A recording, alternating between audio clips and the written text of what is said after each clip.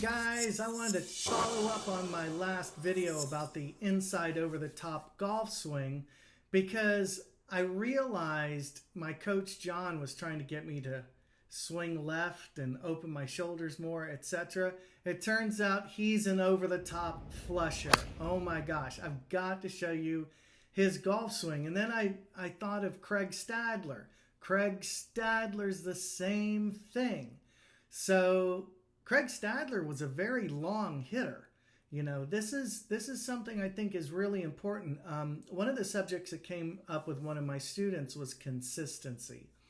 And so at the end of the day, that's really what we're all looking for. Self-talk is a very important thing that my father taught me, and like monitoring your self-talk, always being aware of how you treat yourself. And I play golf, you know, almost every time I hear somebody tell themselves what an idiot they are, or how stupid they are, or what a choker I am, or all these negative things. And you talk to yourself that way, and eventually you're going to start believing it. So my dad was always on me. If he ever heard me say anything in the negative, he would be right there to correct me. So let's take a look at my coach Jon and take a look at what makes him so consistent. And don't forget, if you want to check out MSE TV, I've got a great new series called Plan of Attack. These are half-hour TV shows. I got 2 episodes up. So you got to check out Plan of Attack and all my other videos at MSE TV. First month is free through the PGA show. I'm going to be in the PGA show. So hit me up if you're going to be down there. I'd love to meet you in person. And don't forget, the next MSE Intensive is February 5th and 6th. Come on down to California. The weather's beautiful. I hope to see you there. Hit them long and hit them straight. So for those of you that have been following along, I've recently gotten into this over-the-top flusher type of idea. There's so many great professionals in history who had a slight over-the-top move from the inside, which kept them from hitting that crazy slice that most amateurs have. Well, I started to have some time bombs go off in my head, reminding me of what Jon was teaching me. But at the time, I was pulling it because I was out of position. Now, it's making much more sense. Take a practice swing away from the ball. Okay. Now, you're gonna start driving your hips, right? You're gonna move your feet.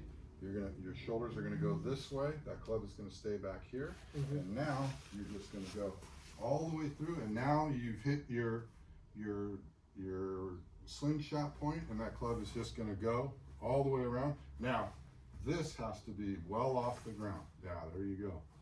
Right. So your first move is to get your right knee moving around and towards your left knee, and you want to come off of that. That's going to open up your hips enough for your hands to get over, right? I'm a golf instructor, and I spend 5 days on the range giving golf lessons, and my 2 days off I go and play golf. I love the game. Actually, right now, I probably hit the ball as far as I ever have in my life, and I mean, that is probably 70% because of the equipment and 30% because I've made changes to my golf swing. Okay, guys, so let's take a look at some of Jon's great golf swings here. Jon is the best golfer I've come to know personally in my lifetime. He's played in the US Open, 2 US Senior Opens. He's unbelievable. But let's talk about some of these changes that he's made in his golf swing. So first off, Jon used to be a traditional swinger of the club, pretty big lateral move, and he ended up having bad back trouble. And so he became a more rotational swinger. And we're going to see that obviously he has to get his weight to his lead leg. So there is going to be some weight shift, but he doesn't have as big a slide in transition as he used to. And this has allowed him to play better golf without hurting his back. So in an effort to create longevity for his game so he could play longer, Jon made some adjustments to his swing that ended up helping him to play the best golf of his life. believe he shot 61 or 62 recently at Brookside from the championship tees. I believe he shot 60 at Simi Hills not too long ago. Jon is an incredible golfer. So let's take a look at some of these golf swings up close. Now I'll show you what stands out to me in particular. Now this first drive, this is number 13 at Brookside.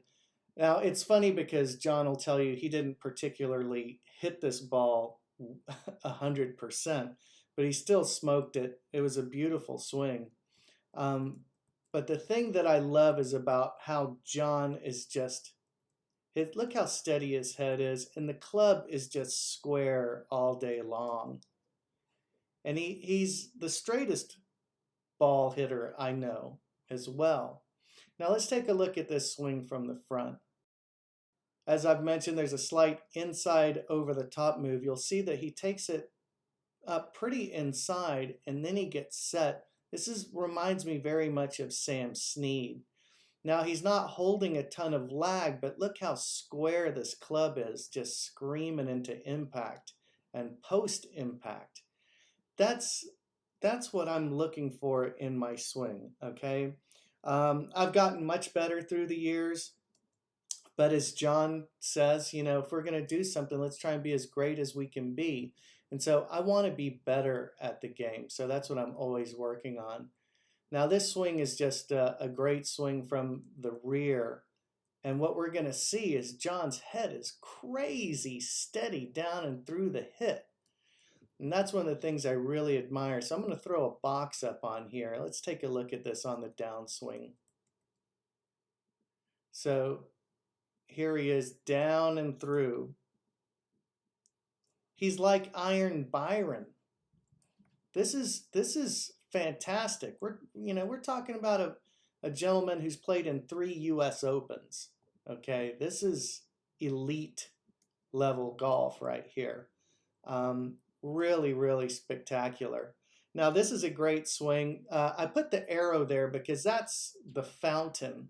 That's Jon's target because the pin is tucked back right behind that big tree over that bunker. So the only way to try and make birdie is you have to hit the left side of the fairway. So Jon's probably got a 3 or 4 iron here. But I want to show that slight inside over the top move. Now one thing I notice about these guys is, first of all, let's talk about Jon's connection. This is what Gary Player talked to me about. Notice his upper left arm. He's got that thing tight, super connected, which takes the club back inside, and he's pointing the club up towards the sky. That's just dynamite.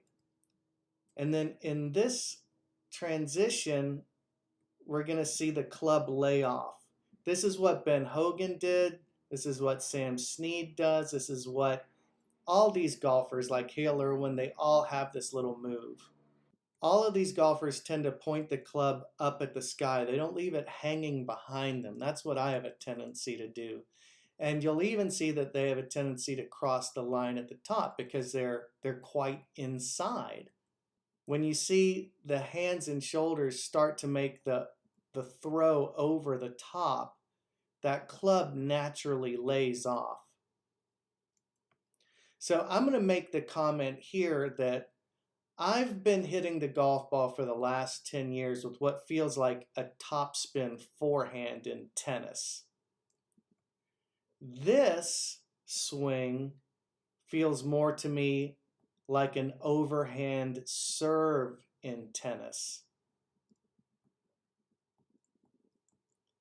Look at how Jon just traps it and just punches it right out on his intended line. That's just gorgeous. So once again, let's watch this swing with a little box on the top. That is just so money. It's hard to win any money off of Jon. I tell you, he is the skin master. So here's another perfectly straight drive right where he aims it. I slowed this down. Now we're going to see it from down the line with a driver. Left arm connected. Takes the club up over the shoulder. His head actually rises a hair. And this reminds me of Jack Nicklaus. But right in here, we see him make his transition move. And this is just so money all day long. Right down and through, just like he was teaching me in that lesson in my studio. Now I'm going to point something else out here, and what we're going to see is the extremely low exit of the driver head around his left side. That's as low as I've seen, and it's reminiscent of Sam Snead and Calvin Peete, straightest hitter in history. Isn't that funky? Yeah, I think that when you see that club face exiting that far left, it tends to be from really straight hitters, and there's not as much flip. Now, just for contrast, I want to show you one of my golf swings right here. Remember when I was talking about having a topspin forehand? Now this is a 3-wood off this tee. I'm hitting it out to the right because the pin's tucked back left.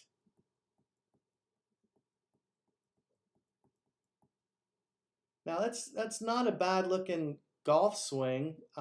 It's just a different kind of golf swing. And I have a tendency to get stuck and flippy. You can see the club head flipping over right there.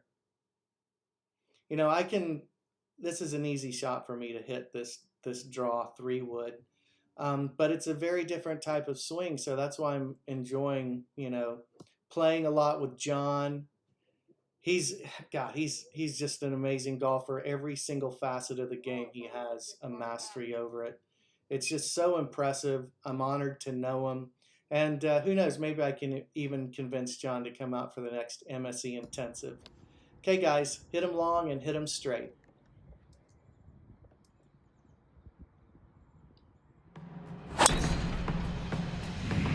What's your plan of attack, soldier?